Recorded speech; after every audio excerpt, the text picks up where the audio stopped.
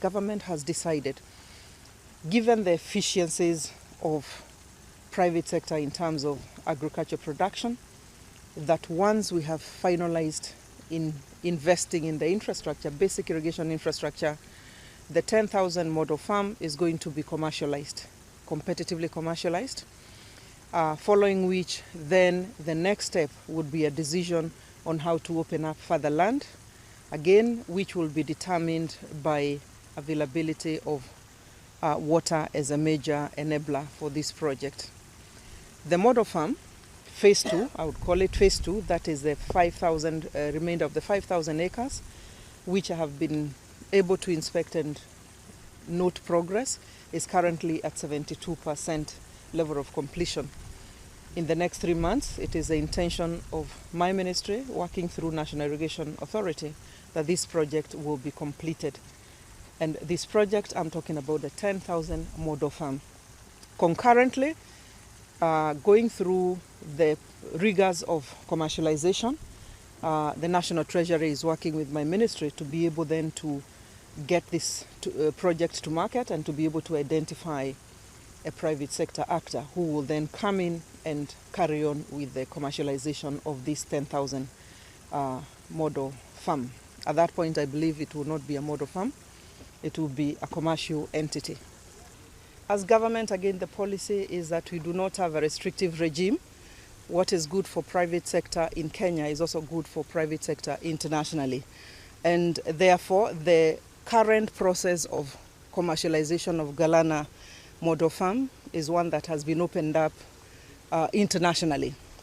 That means the best bid that we get in terms of the terms that the National Treasury has set out is the one that is going to come in and continue from where we stop. This is actually being managed by the National Treasury right now. Already investor briefings have been done. The project is packaged and is already out in the market under the National Treasury, if you will, management. We are working with National Treasury, like I indicated, but if we agree the framework for PPP is one where Treasury is the lead agent, whether it is for roads, whether it is agriculture, whether it is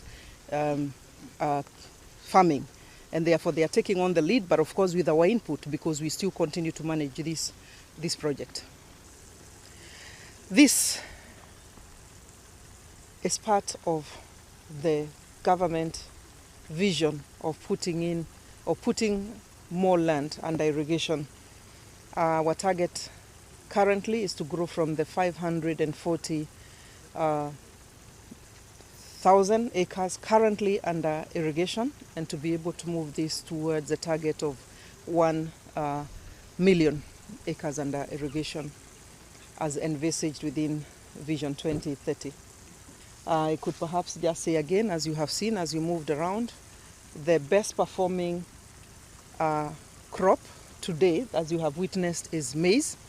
Currently, we are able to produce 28 bags per acre, which is 10 bags per acre above the average of 18 to 20, which you'll find in other places. The other advantage of this farm, given the location and the high temperatures, is that we are able to do 2 crops of maize per year. And therefore, depending on the commercial interest, whomever is coming to take over would be interested in, this is a product that has been tested and tried. You did see, as we moved around, that we have a demonstration farm, which has been in operation for the last 2 years, with the intention of trying out the agronomical conditions of a variety of products or crops, 30 of them. Already there is some natural isolation of what products are able to do well in this location. I am quite impressed with the productivity of cassava, for example. I'm quite impressed with the productivity that has been noted of citrus, but also passion fruit, among other products. BT cotton continues to also record high yields, and it is again a potential for whomever is going to commercialize to carry forward. We are also at the tail end of finalizing and disseminating guidelines for farmer-led irrigation programs, that is at the micro level, because we do realize that is a space that we have to give an enabling environment for us to put more acres of land under irrigation. We are working with the World Bank. We have already finalized the draft guidelines for this. We will be moving to dissemination, and the same is going to inform policy as we move forward. When you want to play politics, you will say anything and shoot from anywhere. As far as I'm concerned, the mandate which I have with my colleagues is one that is an enabling mandate to ensure that manufacturing for purposes of job creation carries on. The other day, we just completed installing a water system for Naivasha Industrial Park, just for example. That is where manufacturing and job employment will be created. Right now, where we are with you, and I'm sure you have witnessed this is about food security. We are getting the product from here, which is maize, to market as part of the food security. We have just completed a phenomenal project called the household water pans project, where we have enabled 25,000 plus small-scale farmers with water pans at the micro level. That is part of food security. We have 650 projects between water, sanitation, and irrigation across the country.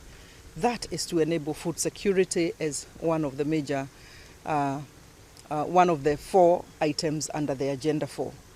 We could go on. We have also just contracted several level 2 and level 4 hospital facilities where we are supporting them with water, so that they are able to also in turn support the UHC as an agenda. That in totality for me confirms that we are well on course on a Big 4 agenda under President Uhuru Kenyatta.